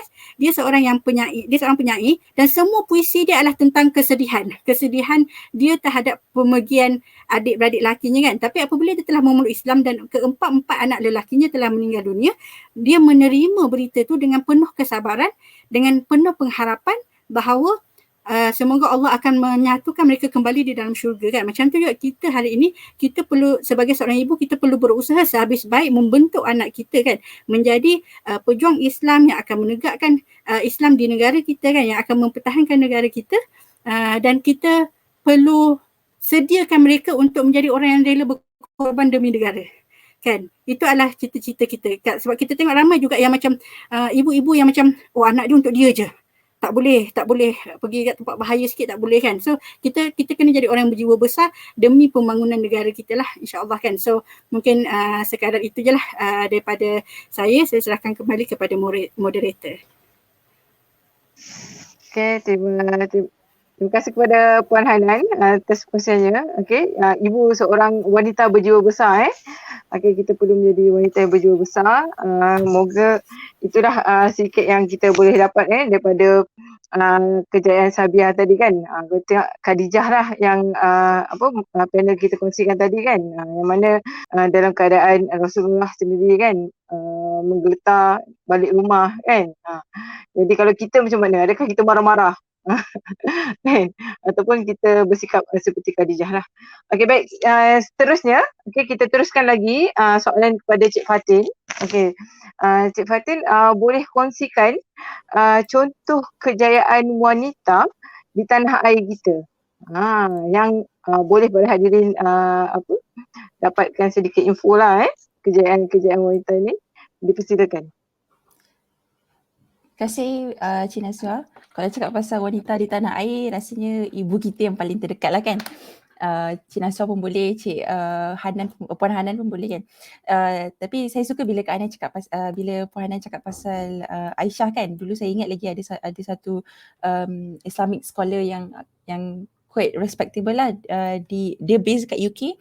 Dia kata Aisyah punya expertise dalam I mean she's one of the most expert in hadis, sebab satu dia sangat rapat dengan Rasulullah, dan dia hidup agak quite a substantial time after Rasulullah wafat lah. Dan tahap sahabat menuntut ilmu dengan Aisyah tu sampai nak kata, kalau kita bayangkan the most nak kata respectable Islamic scholar contohnya kan dekat Malaysia sekarang ni, Dr. Zul contohlah, macam mana orang selalu mengambil pendapat dia dan sebagainya. Macam itulah orang tengok, orang melihat Aisyah pada ketika itu, sampai satu tahap sahabat memang memang menuntut ilmu face to face, sangat rapat dengan tabir dan sebagainya, sampai satu tahap macam tu. Maksudnya bila kalau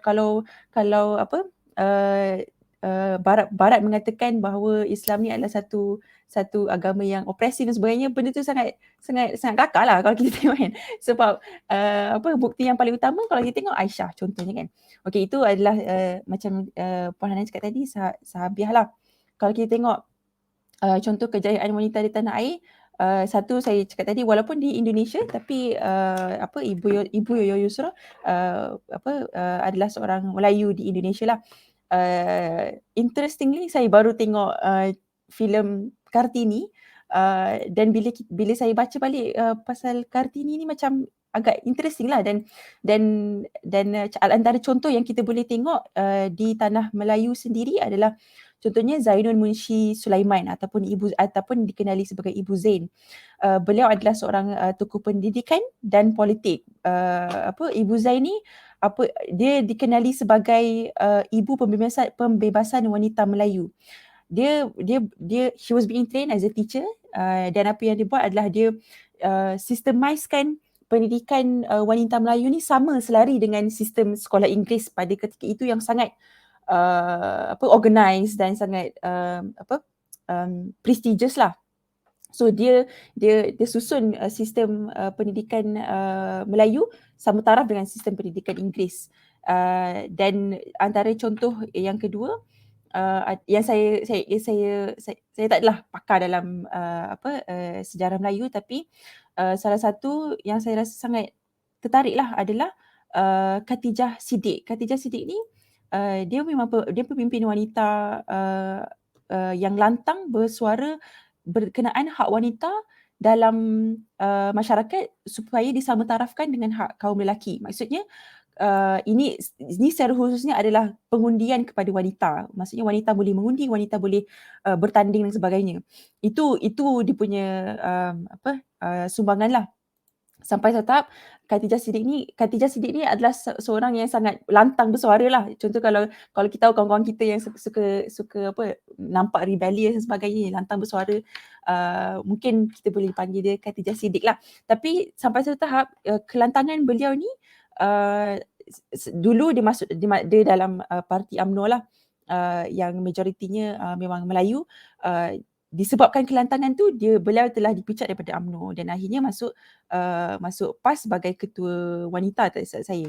So itu antara bila baca balik berkenaan sumbangan wanita Melayu masa before kemerdekaan dan semasa kemerdekaan dan pasal kemerdekaan, sebenarnya peranan wanita ni sangat-sangatlah penting dan sangat banyaklah sebenarnya, tapi jarang dikemukakan secara publik contohnya kan.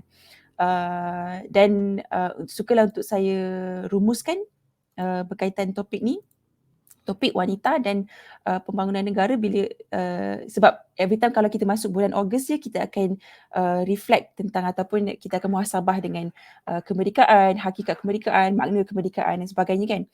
Tapi sebenarnya kita sebagai seorang wanita, kita kena tengok peranan kita yang paling utama adalah walaupun saya belum menjadi seorang isteri ataupun seorang wanita, tapi menjadi seorang isteri dan seorang ibu, tapi saya adalah seorang anak perempuan yang mempunyai keluarga sendirilah, dan peranan saya untuk adik-adik saya contohnya sebagai seorang wanita, macam mana contoh yang saya tunjukkan sebagai seorang perempuan ataupun seorang wanita Muslim adalah sangat penting dalam keluarga saya dan dalam masyarakat saya.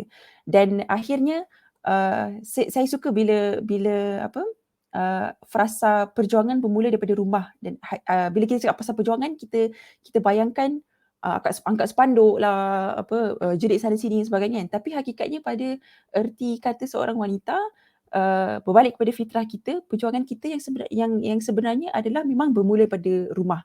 Sebab dalam rumahlah kita mendidik generasi hari ini, dan bukan setakat generasi hari ini tetapi generasi pada masa akan datang. Dan bila kita cakap pasal generasi ni, kita mendidik pemimpin yang akan datang. Sekarang kita disebabkan, kalau kita tengoklah landscape politik kita sendiri kan, bila kita tengok pemimpin-pemimpin kita, mana pemimpin-pemimpin baru contohnya kan. So itu adalah peranan kita sebagai seorang wanita untuk mendidik dan melahirkan pemimpin baru yang akan datang untuk memimpin kita, memimpin bukan setakat negara Malaysia tetapi seluruh ummah lah. Wallahualam, itu saja daripada saya. Berbalik kepada Cik Pengerusi Majlis. Terima kasih. Okey, baik.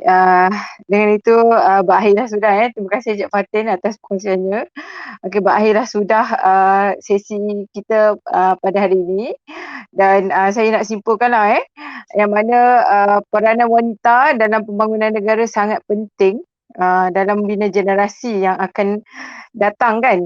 Maupun yang mana kita tahu generasi ni yang akan memimpin kita. Maknanya yang akan memimpin negara kita pada masa akan datang. Dan kita kena fikirkan perjuangan kita ni bukanlah setakat hari ini, ialah perjuangan pada masa akan datang.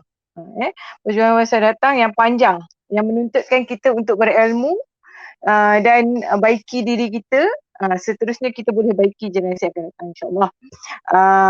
Baik, kita bagi 5 minit untuk sesi soal jawab. Okey, sebenarnya ada satu soalan tadi daripada Puan Jamalia. Okey, ada di sini. Okey, apa pendapat panel tentang wanita yang tidak menyokong wanita lain? Malah berpura tak faham walhal dia dulu pernah lalui. Cuma zaman dia mungkin tidak sama dengan sekarang. Contohnya majikan seorang wanita, pekerja di bawahnya juga wanita. Tapi apabila pekerja menghadapi masalah keluarga dan memerlukan masa untuk merawat keluarga sendiri, majikan pasti akan kata business always come first. Okey, apa yang patut majikan atau pekerja ni sepatutnya lakukan? Okey, saya serahkan kepada mana-mana panel untuk menjawab. Sebab peserta tak sebutkan panel mana yang dia nak Boleh. Okey. Siapa? Puan Hanan atau Cik Fatin? Okay, kalau boleh saya respon? Boleh. Silakan Cik Fatin. Sebelum Puan Hanan. Soalan ni agak menarik lah, dan saya tertarik lah sebab sebenarnya saya nampak benda ni sendiri berlaku di depan mata, dan pada masa yang sama mungkin adalah masa-masa yang saya sendiri menghadapinya sendirilah. Bila cakap pasal benda ni,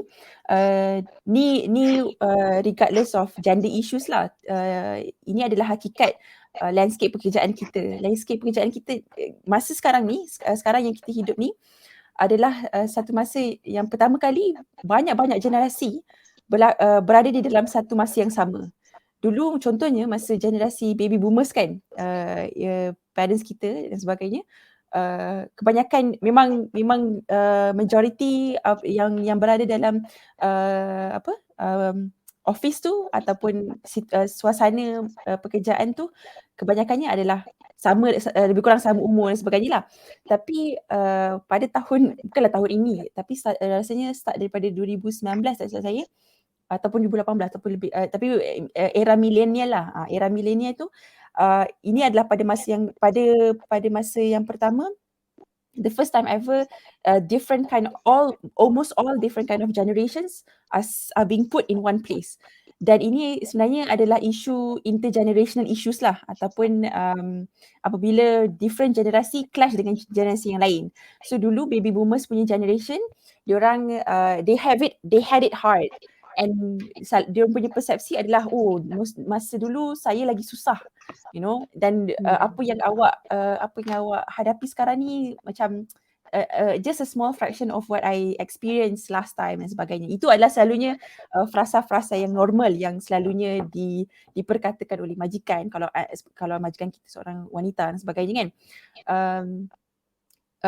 Tapi hakikatnya sekarang ni sebenarnya saya pun masih mencari solusi bagaimana kita nak tackle isu ni. Tapi hakikatnya I think the first thing is we have to acknowledge that there is a problem of intergenerational issues in the work landscape of today. Dan kita kena, kalau boleh kita kena bagi majikan kita faham bahawa zaman kita ni adalah zaman yang unik sebabkan kita ada banyak generasi yang bekerja dalam masa yang sama, dalam satu tempat yang sama. Kalau orang kata kalau orang-orang lebih nak kata matang ataupun lebih tua lah, selalunya diorang kata generasi Z ataupun generasi Y ni selalunya pemalas ataupun macam diorang suka tukar kerja, sebab itulah kerja 6 bulan je keluar, kerja 6 bulan je keluar. Tapi sebenarnya hakikatnya generasi baru ni ataupun generasi muda ni dia lebih their loyalty is based on their ambition. Dulu generasi terdahulu, their loyalty is based on their employer, so ataupun majikan, kalau majikan diorang. So itu adalah pemahaman yang berbeza. So kalau kita nak mewujudkan satu suasana yang harmoni dalam alam pekerjaan, majikan kita kena buat majikan kita faham apa situasi kita ataupun apa generasi kita berfikir bagaimana, dan kita kena ada rasa empathy juga macam mana majikan kita berfikir. Itu adalah sebenarnya the importance of empathy lah. Dan especially selalunya kita sebagai wanita kita kena buat lebih, dan kita ada kelebihan sebab wanita ni sifat empathy dia sebenarnya it's intrinsic ataupun naturally intrinsic in our body, in our biology. So it's easier for us to employ empathy in our work. So kita sebagai pekerja kita kena kalau boleh kita kena buat majikan kita faham, dan kalau kita sebagai majikan kita kena faham ini adalah hakikat yang berlaku pada zaman sekarang. Kita ada generational issues. So itulah respon dari itulah jawapan daripada saya ataupun pandangan daripada saya lah. Okey, baik. Seterusnya panel kita Puan Hanan ada nak sambung nak teruskan, nak beri pandangan. Saya tambah sikit lah ya, tak tahu lah sikit ke akan jadi banyak ke tapi saya bagi laluan dekat Cik Fatin untuk bagi pandangan dulu, kerana saya tahu background Cik Fatin adalah daripada nature kerja yang macam mana kan jadi mungkin Cik Fatin lebih menjiwai lah masalah macam ni kan. Tapi kalau saya rasa saya datang daripada satu background yang sedikit berbeza, yang mana polisi syarikat yang saya bekerja sekarang dia semakin friendly terhadap women dan family kan. Telah berlaku banyak dalam beberapa tahun kebelakang ni, telah berlaku banyak perubahan polisi yang sangat membantu memudahkan untuk wanita bekerja pada waktu sama menguruskan keluarga dan benda-benda yang kadang-kadang unexpected lah kan. Dan antara benda lain juga yang diperjuangkan ataupun dicuba dibudayakan dalam syarikat yang saya bekerja adalah to speak up kan. To speak up iaitu sangat menggalakkan pekerja untuk speak up their opinion without fearing the consequence of apa-apa yang dia akan cakap. Kan selama ni kita cakap aku cakap macam ni bila majikan akan kata macam ni, majikan fikir kita ni tak bagus lah ni kan. Tapi sekarang ni kita ada satu usaha ke arah membudayakan agar semua orang boleh speak up opinion masing-masing tanpa dijudge secara negatif kan oleh superior dan sebagainya kan, dan sedang difokuskan agar management yang championkan benda ni kan. Selalunya kalau diperkenalkan polisi cakap je macam tu, lala management juga yang tak follow apa yang diperjuangkan kan. Tapi kalau saya sendiri, saya memang nampak benda tu berlaku dan saya sangat bersyukur syarikat saya macam ni, dan saya tak tahu macam mana boleh tak syarikat-syarikat lain pun buat macam ni juga kan, sebab I see the benefit that it brings towards wanita lah kan apabila bekerja kan. Okey, tapi dari satu sudut lain pula, satu kita cakap tentang polisi syarikat, yang dari satu sudut lain pula adalah kita sendiri sebagai pekerja dengan majikan kan. Satu benda yang kita kena faham adalah kita tak akan mampu ubah orang lain. Kita boleh usaha macam-macam tapi kita tak akan mampu ubah dia melainkan dia nak buat. We can always pull a horse to the water but we cannot force it to drink kan. We cannot force the horse to drink the water kan. So pada saya lah, antara perkara yang mungkin kita boleh buat kan untuk mengatasi kes-kes yang macam ni, satunya kalau kita bekerja dalam tim, kita kena berpakat, kita kena ada teamwork yang bagus dan berpakat untuk saling cover sesama ahli pasukan kan. Maknanya pada waktu-waktu tertentu, macam saya sendiri pernah lalui pada tahun ni, ada satu waktu tertentu kena submit kerja tertentu, tapi kawan yang kena buat kerja bahagian tu anak dia tengah demam. Kawan yang seorang ni pula dia tengah travel kan. Antara semua tu saya seorang je tengah free. So saya coverkan dan saya ikhlaskan hati untuk coverkan kerja kawan-kawan lain supaya kerja tu dapat disubmit mengikut waktu yang ditetapkan kan. Dan kita berharap agar satu hari nanti bila kita dalam kesulitan, semoga Allah pula membuka ruang dan memudahkan kita punya urusan kan. Sebab itulah at one point kita, kalau kita sentiasa nak fikir orang lain, bila orang lain nak bertindak cara kita mengharapkan mereka untuk bertindak, benda tu hanya mendatangkan stres lah. So nak tak nak kita cuba yang terbaik dan kita leave it to Allah lah yang seterusnya kan. Dan mungkin lagi satu cara juga yang rasanya ramai orang mungkin dah buat adalah pada waktu kita tengah free, kita buat kerja sungguh-sungguh.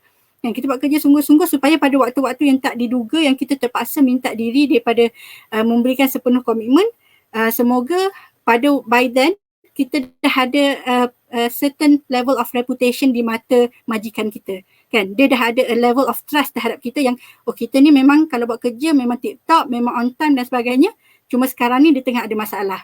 Sebab selalunya kalau kita dah berjaya develop that trust pada majikan kita, bila kita ada isu lebih mudah untuk dia, kita tahu dia ni bukannya saja nak mengelak kan, dia memang tengah ada masalah kan. Dan kalau pengalaman saya sendirilah, selalunya benda tu berjaya kan. Maknanya pada waktu-waktu yang saya memang terpaksa tak dapat, macam baru-baru ni saya terpaksa ambil cuti seminggu sebab saya tengah buat part-time masters dan waktu tu kerja masters memang tengah sangat-sangat pack. Saya ambil cuti seminggu, tapi pada waktu tu kerja office pun ada benda tengah penting tengah berjalan.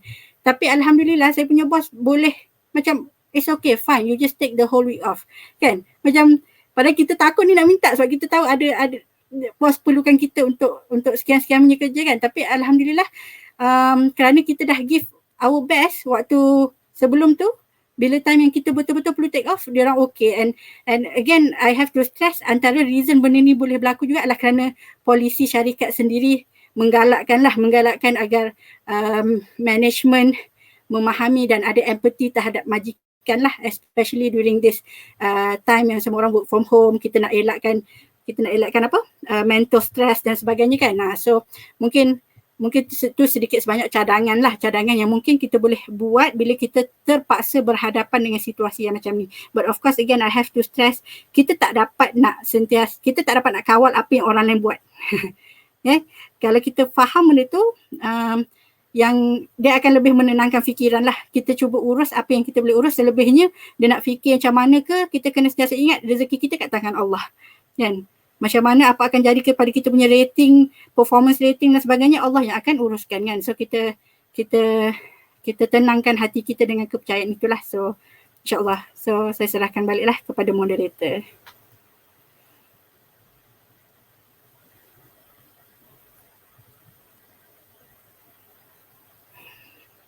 Okey, minta maaf. Okey, baik. Okey, harapnya tadi soalan Puan Jamaliah. Okey, jap. Ada lagi soalan lah? Okey. Panel, boleh bagi apa kata-kata semangat untuk wanita yang baru masuk fasa jadi suri rumah? untuk kekal positif, bersemangat menjalankan tugas utama despite bermacam cabaran yang dibincangkan tadi, terutamanya pandangan masyarakat terhadap suri rumah. Okey. Panel, ada yang boleh? Puan Hanan atau Cik Okay, Fatin?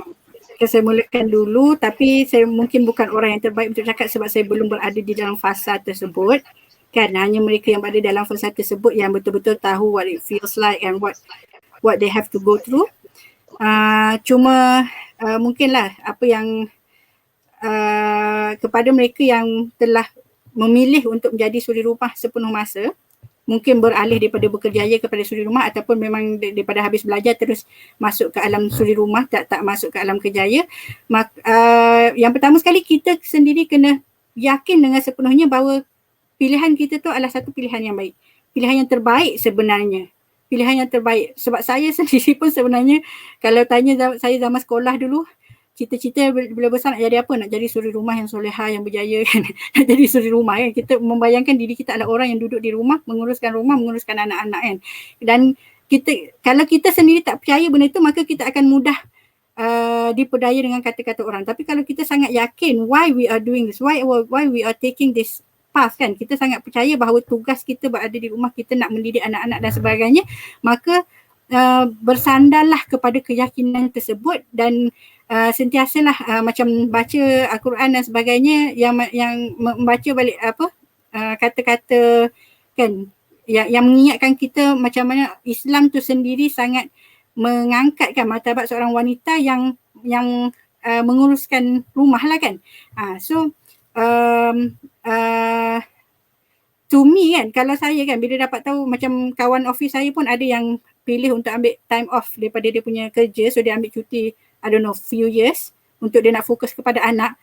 Saya macam sangat kagum dengan orang tu, macam wow, you have the keberanian to do that kan. Macam kalau sebab satu dilema kan, orang yang bekerja adalah kalau dah tak bekerja nanti macam mana income bulanan kan, kita nak dapat duit daripada mana dan sebagainya, macam mana pandangan masyarakat dan sebagainya. Tapi mereka yang telah berani mengambil keputusan tu is something that at least for me I truly respect them for that decision kan. Dan moga dan saya sendiri pun berfikir kalaulah satu hari nanti saya berada di persimpangan yang saya kena buat keputusan, semoga saya juga mempunyai kekuatan dan keberanian untuk membuat keputusan yang sama kan. Kalau sebenarnya saya biasanya jealous lah kepada yang suri rumah, bukan sebab saya fikir mereka duduk rumah goyang kaki, tapi saya fikir mereka sedang menjalankan tugas mereka yang utama kan.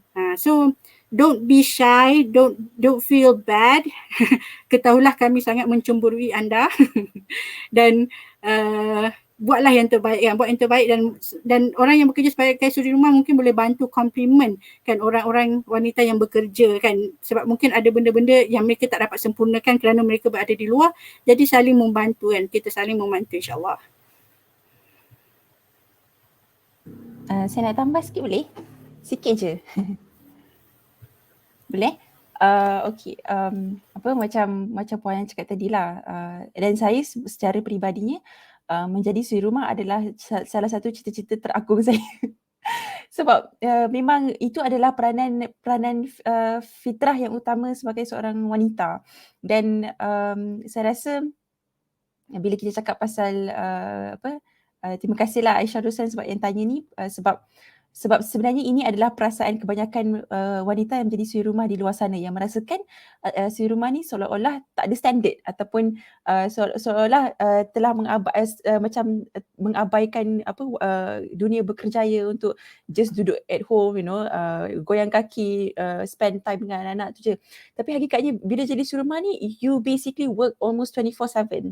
Sebab kita memberikan diri kita untuk be a school, be a restaurant, semua benda lah yang kita ada dekat dalam satu institusi, which is the rumah itself. So saya rasa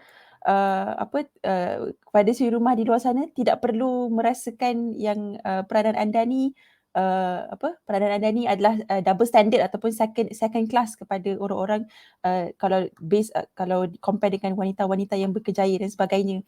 Sebab fahamlah bahawa kejayaan anda sebagai seorang suri rumah ni adalah kejayaan yang paling agung yang wanita boleh buat sebenarnya. your focus is towards your children and your husband, and your household is the most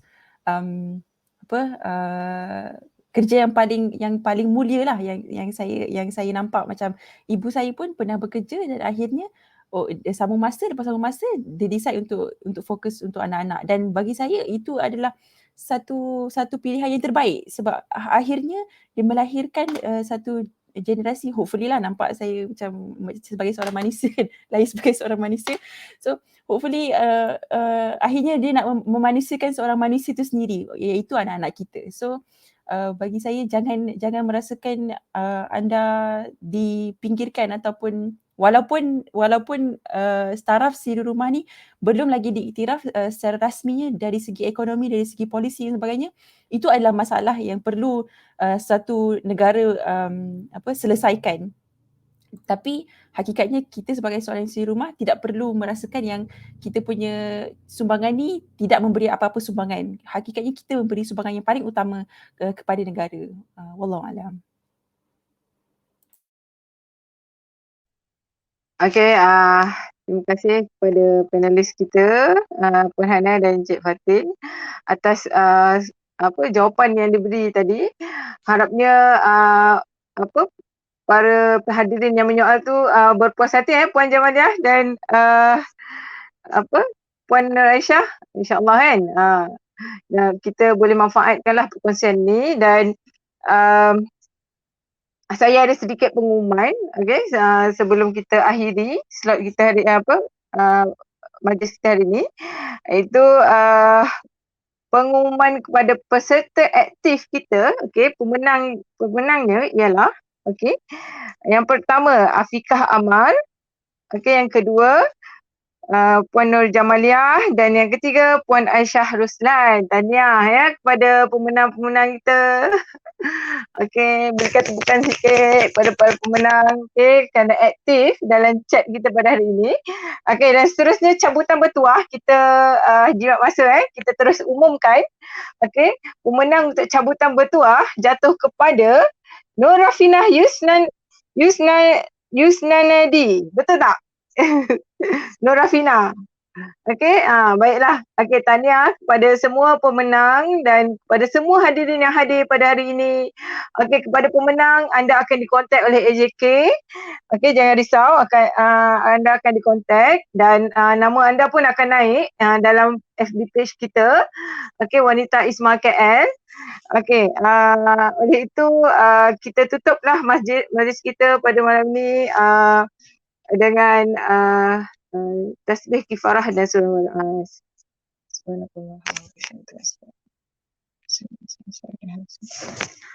Okay, terima kasih semua dan minta maaf jika ada salah silap daripada pihak kami. Kami mohon maaf dan harap anda berpuas hatilah dengan diskusi ilmu kita pada hari ini. Terima kasih. Assalamualaikum.